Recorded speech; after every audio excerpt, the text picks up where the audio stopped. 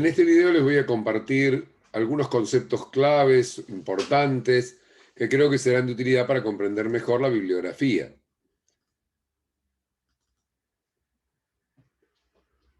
La idea también es aprovechar a presentarme. Yo soy Marcelo García Diegues, soy médico, soy máster en Educación de Profesionales de la Salud por la Universidad de Maastricht en Holanda y soy profesor asociado en la Universidad Nacional del Sur, en el Instituto Universitario del Hospital Italiano y por supuesto también en la Universidad de la Ciudad.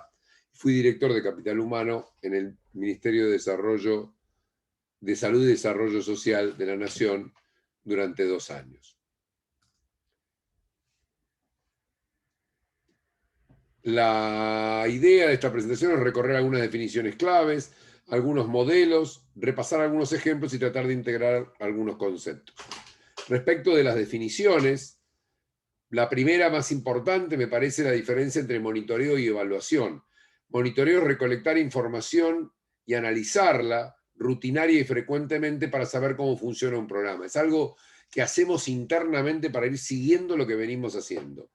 Mientras que la evaluación es un examen mucho más profundo, que se hace generalmente en momentos puntuales y puede hacerse con hincapié en el impacto, en la eficiencia, en la eficacia, en la pertinencia, en la sustentabilidad de estos proyectos o programas y por supuesto tiene distintos componentes si lo hacemos dentro del mismo programa o lo hace alguien desde afuera, eso ya lo vamos a ver un poco más adelante. Tal vez una tercera definición que tengamos que poner acá, porque vamos a ver que los instrumentos que se utilizan para estos procesos son similares. Tiene que ver un poco más el propósito y los momentos que los instrumentos que se utilizan, que es la investigación. La investigación educacional lo que tiene es un propósito distinto que la evaluación. La investigación educacional pretende generar nuevo conocimiento, mientras que la evaluación pretende generar un proceso de mejora, sobre todo para garantizar la calidad. Y acá tenemos un poco lo que es el ciclo de la evaluación. Para entenderlo, lo que primero debemos hacer es generar información. Esta información se agrupa y se generan juicios de valor. Y estos juicios de valor lo que hacen es permitirnos tomar decisiones sobre las prácticas educativas, pero además comunicarle a quienes son parte de esas prácticas educativas las decisiones como así los resultados y juicios de valor. Es decir, que a quienes están en la práctica educativa llegan los resultados de la evaluación por la vía de la toma de decisiones, pero también por una devolución sobre esas mismas evaluaciones. Y este es un círculo virtuoso que lo que hace es generar procesos de mejora y a partir de allí volver a hacer procesos de evaluación. Las grandes preguntas que nos hacemos cuando evaluamos es ¿qué evaluamos?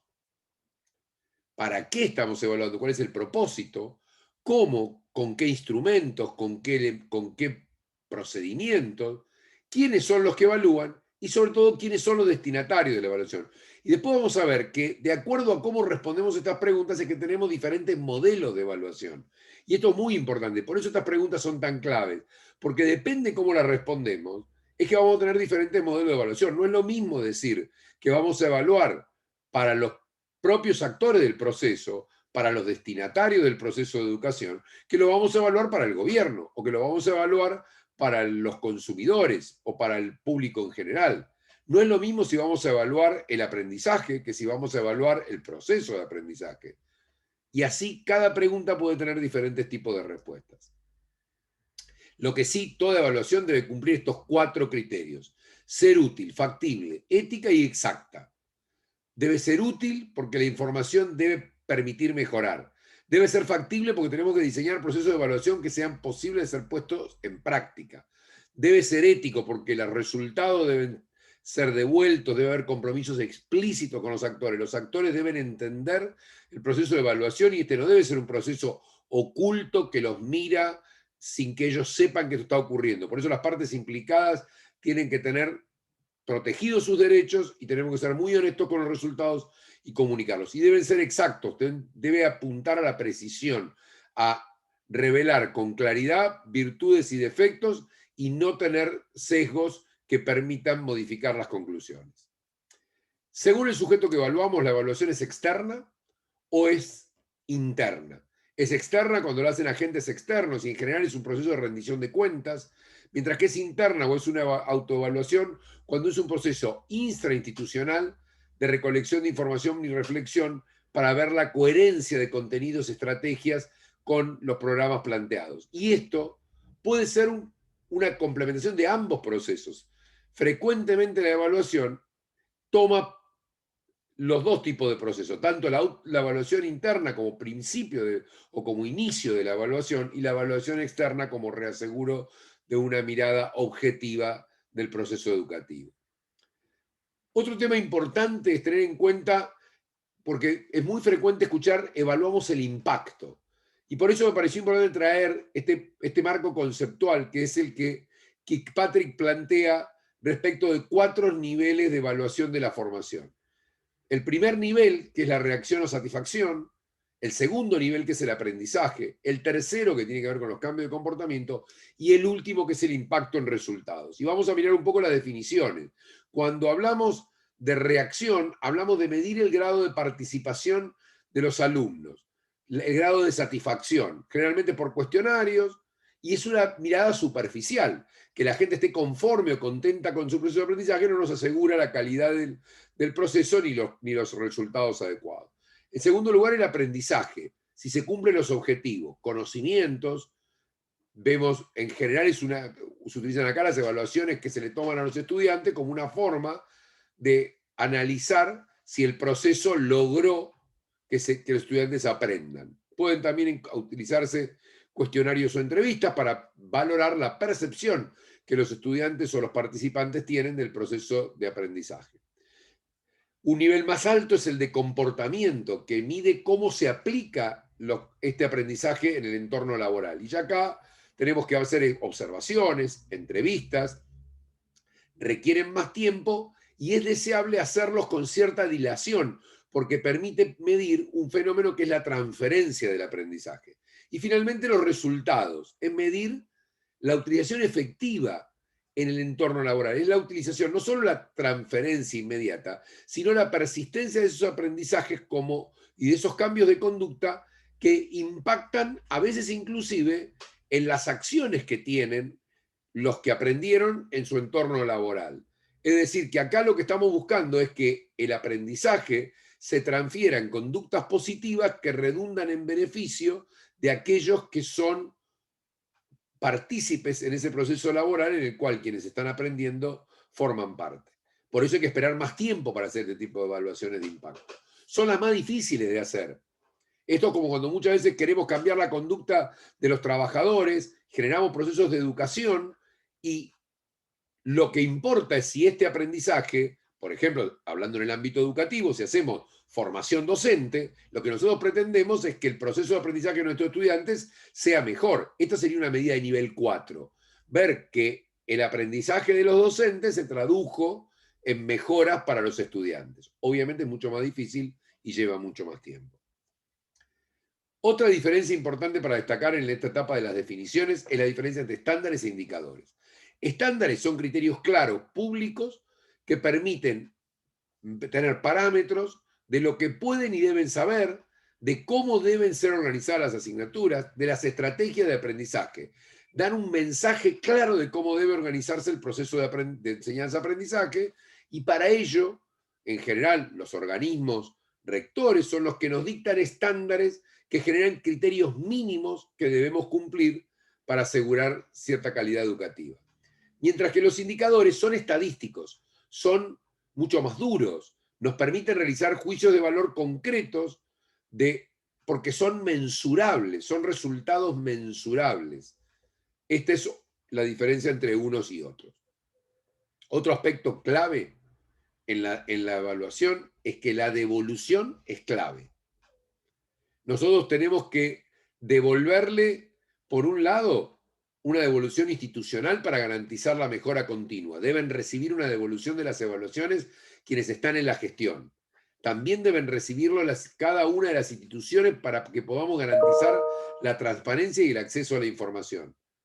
Tenemos que darle también información a la sociedad, porque, y acá tomamos el ejemplo de las evaluaciones en curso en nuestro país, tenemos que poder darle respuesta a la sociedad de por qué estamos evaluando y cómo está el proceso educativo. Y por supuesto para el ámbito académico, para que puedan desarrollarse investigaciones que permitan que podamos conocer mejor los procesos. Pero tomando como ejemplo las evaluaciones que se desarrollan en el ámbito nacional, me parece que esta diapositiva lo que nos hace ver es que claramente la devolución tiene que llegar a todos los niveles, al público, a los docentes y a la gestión, porque esta es la única forma de conseguir posteriormente procesos de mejora. Cuando seleccionamos un indicador lo tenemos que elegir en función de la calidad técnica, basada en que cumpla las propiedades y características necesarias. Tenemos que basarnos en la selección de indicadores en la importancia y el uso que se le pueda dar, qué información aportan, y finalmente en la fiabilidad, en la coherencia y representatividad que tengan respecto del fenómeno evaluado. Seguimos con algunos modelos y enfoques. Y acá no voy a entrar a hacer un detalle de cada uno de ellos porque lo tienen en la bibliografía, pero es importante entender cómo fue recorriéndose el proceso de evaluación, porque lo que vamos a ver es que este proceso de evaluación fue sufriendo cambios siguiendo procesos filosóficos, siguiendo miradas de la educación, y es importante entender, porque muchas veces algunas iniciativas de evaluación se paran en uno u otro de estos momentos. Por eso que, pese a que el proceso de evaluación ha seguido este desarrollo histórico, en ocasiones vemos que hay alguna utilización de elementos que fueron desarrollados hace mucho tiempo y bajo premisas un tanto diferentes de las que lo pretendemos utilizar hoy. Lo mismo pasa con los modelos. Fíjense que acá tenemos una enorme lista de modelos y no es que uno sea a veces mejor que otro, depende para qué lo querramos utilizar. Lo que es importante es que podamos tener los nombres y apellidos conjunto con a dónde apuntan, que podamos entender que si queremos evaluar los procesos, probablemente, si nuestro foco está en una mirada más sistémica, tengamos que utilizar modelos parecidos al que proponía Staffelbein, porque este modelo tiene una mirada bastante centrada en el proceso. Si lo que queremos mirar es si se alcanzan los objetivos educacionales, probablemente nos vamos a quedar en una mirada como por objetivos, una mirada que, como decíamos, en el tiempo histórico es muy anterior a la otra. Si nosotros en realidad estamos evaluando, por ejemplo, para medir en un proceso educativo, estamos tratando de servirle a alguien que financia un proceso educativo de mejora, por ejemplo, que tal vez tenga que ver con el cliente, tengamos que usar otro enfoque. Y así vamos viendo que cada uno de estos modelos tiene fortalezas y debilidades. Por eso no es que es uno u otro, sino cuál nos resulta más útil al momento de tomar una decisión si decidimos llevar adelante un proceso de evaluación en alguna institución educativa. Otro tema clave es entender los enfoques de la calidad. La calidad tiene también diferentes enfoques. Enfoques que están centrados en la cantidad del producto. Hay quienes miran la calidad pensando en que lo importante es satisfacer a la población y dar una amplia cobertura. Y esto significa una mirada de la calidad o una mirada centrada en el producto, donde lo que tenemos en cuenta básicamente es cuál es el resultado. Por ejemplo, la cantidad de niños que progresan, pero no las necesidades del usuario, o un enfoque centrado en el mercado, es decir, que respondemos a las demandas que nos hacen los usuarios, o el enfoque de la calidad total, probablemente el más completo y el que mayor vigencia tiene en el momento, que tiene que ver con tener en cuenta usuarios, procesos, recursos y resultados. Como les decía al principio, todos estos conceptos están mucho mejor desarrollados en la bibliografía que le proponemos de lectura, y la idea es que cuando ustedes aborden la literatura, tengan en claro cuáles son los puntos claves en los cuales tienen que centrarse a la hora de tratar de comprenderlos.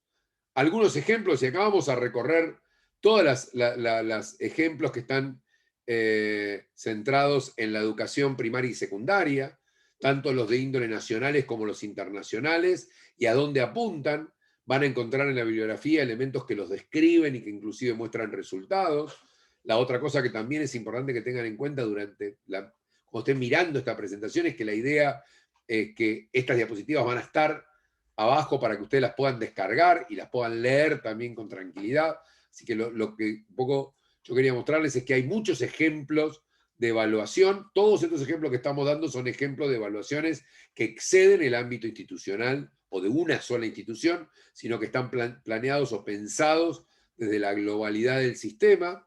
Lo mismo ocurre a nivel del sistema universitario, esto es lo que hace la CONEAU, y cuando nos preguntamos qué hace la CONEAU, vemos que hace evaluación externa de instituciones universitarias, que acredita carreras de posgrado. Acá podemos también tratar de entender la diferencia entre acreditar una carrera y evaluarla, y la función diferente que tiene un proceso y el otro.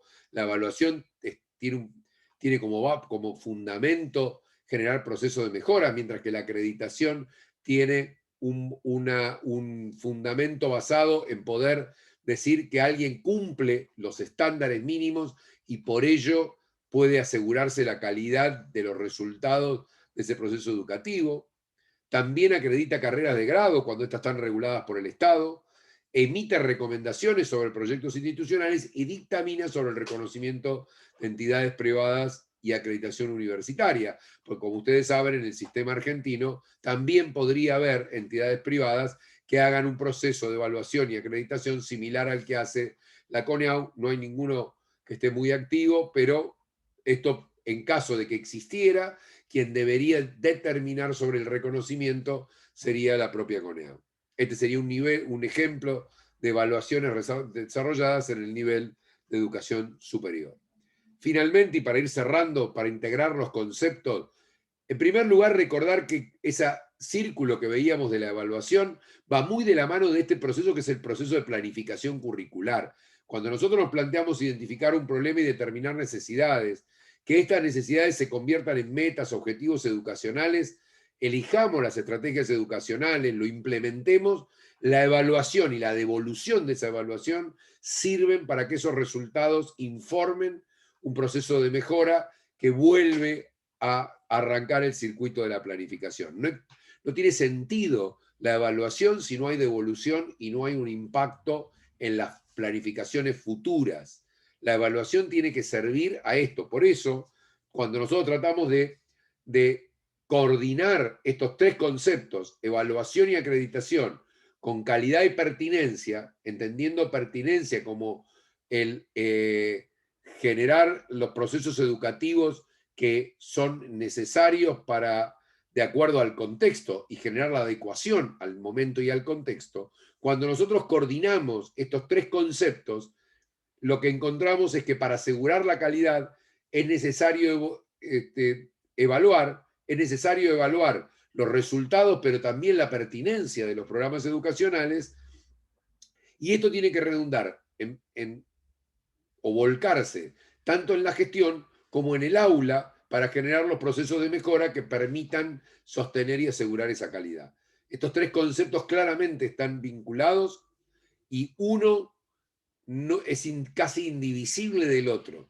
No podemos pensar la calidad sin que se cumplan los criterios de pertinencia y se hagan procesos de evaluación. No podemos pensar en procesos de evaluación y acreditación que no tengan en cuenta la pertinencia y que no estén orientados a la calidad. Y no podemos pensar en la pertinencia si no tenemos ninguna evaluación que nos permita conocerla, y no podemos pensar que puede haber proceso de calidad si no está ajustada a la pertinencia. Es decir, que en realidad estos tres conceptos, como se ve en la figura, no pueden separarse con facilidad.